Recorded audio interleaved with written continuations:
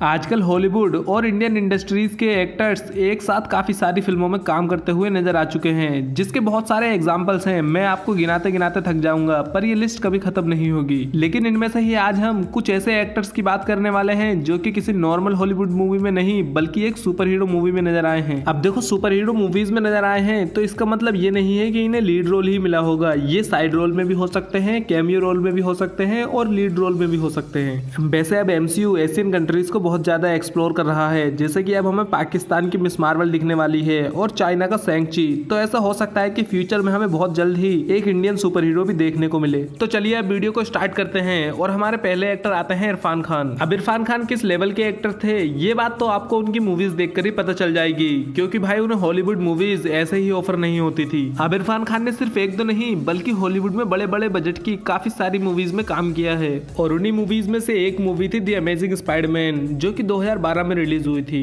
जिसमें इरफान खान ने डॉक्टर रजत रथा का रोल प्ले किया था। और जब डॉक्टर कॉनर्स लिजार्ड बन गए थे तब वो रजत रथा को मारना भी चाहते थे, लेकिन स्पाइडरमैन मौके पे पहुंचकर उन्हें बचा लेता है। और रूमर्स तो ऐसे भी आए थे कि द अमेजिंग स्पाइडरमैन 3 में रजत रथा यानी इरफान खान ही मेन विलन का रोल प्ले करेंगे। पर इससे पहले कि द अमेजिंग स्पाइडरमैन 3 बन पाती, मार्वल ने स्पाइडरमैन को लेकर सोनी से एक डील कर ली, जिस वजह से हमें द अमेजिंग स्पाइडरमैन 3 कभी देखने को ही नहीं मिली। और इसलिए इरफान खान का कैरेक्टर भी इसमें सिर्फ डॉक्टर रजत रथा का ही रह गया। यार, स्पाइडरमैन को एक इंडियन सुपर विलेन का सामना करते हुए पर्सनली मैं तो जरूर देखना चाहता था, पर भाई ऐसा कभी पॉसिबल ही नहीं हो पाया। मोहन कपूर। अब भाई ये एक इंडियन फिल्म एक्टर और टीवी एक्टर हैं जिन्हें आपने शायद किसी मूवी या सीरियल में देखा होगा। और ये सिर्फ एक एक्टर ही नहीं है बल्कि ये वॉइस आर्टिस्ट भी हैं, जिन्होंने काफी सारी हॉलीवुड मूवीज में अपनी आवाज दी है, जिसमें से ही एक थी 2016 में आई डॉक्टर स्ट्रेंज, जिसमें इन्होंने डॉक्टर स्ट्रेंज को अपनी हिंदी आवाज दी थी। अब भाई ये एमसीयू में एज ए वॉइस आर्टिस्ट तो पहले से ही थे, और अब मजे की बात तो ये है कि ये अपनी एंट्री एज ए एक्टर भी एमसीयू में करने जा रहे हैं। मोहन कपूर सबसे पहले हमें मिस मार्वल सीरीज में नजर आने वाले हैं, जिसमें ये कमाला खान एके मिस मार्वल के डैड यूसुफ खान का रोल प्ले करने वाले हैं। वैसे इस सीरीज में और भी कई सारे पाकिस्तानी एक्टर्स को कास्ट किया गया है, तो ये पॉसिबल है कि इसमें हमें और भी इंडियन एक्टर्स देखने को मिल सकते हैं। वैसे मोहन कपूर तो खुद एक वॉइस आर्टिस्ट हैं, तो अब ये देखते हैं कि मिस मार्वल सीरीज में वो खुद ही अपने कैरेक्टर को हिंदी डब करते हैं या फिर कोई और आर्टिस्ट करेगा। अब वैसे पता नहीं है मिस मार्वल हिंदी में डब होगी भी या नहीं। वैसे अगर कुछ रूमर्स की माने तो फरहान अख्तर भी हमें मिस मार्वल सीरीज में दिख सकते हैं, और अगर भाई ये न्यूज सच हो गई तब तो बहुत मजा आने वाला है। Ben Kingsley. अब ये हॉलीवुड के एक बहुत ही बड़े जाने माने एक्टर हैं और इन्हें आपने किसी न किसी मूवी में तो देखा ही होगा। और अगर फिर भी आपको याद नहीं आ रहा है तो भाई मैं आपको याद दिला दूं कि आयरन मैन 3 में फेक मैंडरिन यानी ट्रेवर स्लेटरी का रोल इन्होंने ही प्ले किया था। अब आयरन मैन 3 में मैंडरिन को फेक दिखाकर मार्वल ने हमारे साथ एक बहुत ही बुरा मजाक किया था। तो अब मैं आपको ये बता देता हूँ कि बेन किंग्सली इंडिया को कैसे बिलोंग करते हैं। अब बेन किंग्सली के पिता जो थे वो एक गुजराती थे जिनका नाम था रहमतुल्लाह हरजी भांजी, और इनकी मदर एक रसियन थी जिनका नाम था एन्ना लाइना मेरी गुडमैन। अब आपको क्या लगता है कि बेन किंग्सली का असली नाम क्या होगा?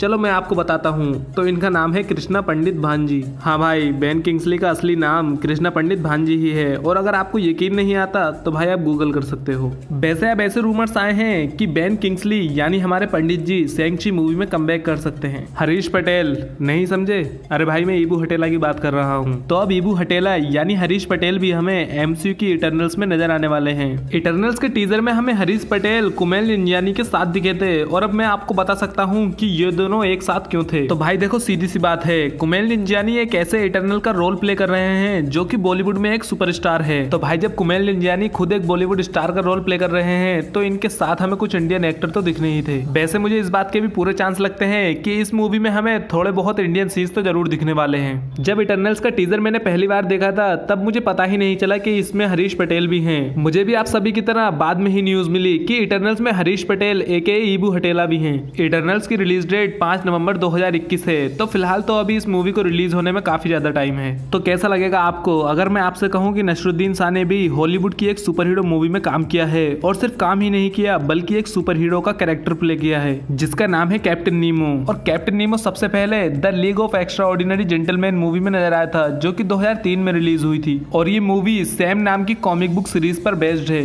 अगर इस मूवी के प्लॉट के बारे में बात करें तो 7 लोग एक वर्ल्ड वॉर होने से रोकते हैं और उन्हीं 7 में से एक था कैप्टन नीमो, जिसका रोल प्ले किया था नसरुद्दीन शाह ने। अब इस मूवी के कोई सीक्वल नहीं बने, जिस वजह से हमें नसरुद्दीन शाह सिर्फ एक ही मूवी में कैप्टन नीमो का रोल प्ले करते हुए नजर आए थे। पर भाई जैसा भी था ऑसम था। नसरुद्दीन शाह को ऐसे एक्शन सीन करने का मौका बॉलीवुड में तो शायद कभी भी नहीं मिल पाता और इसीलिए अगर आप नसरुद्दीन शाह को एक्शन में देखना चाहते हो तो ये मूवी चेकआउट जरूर कर लेना।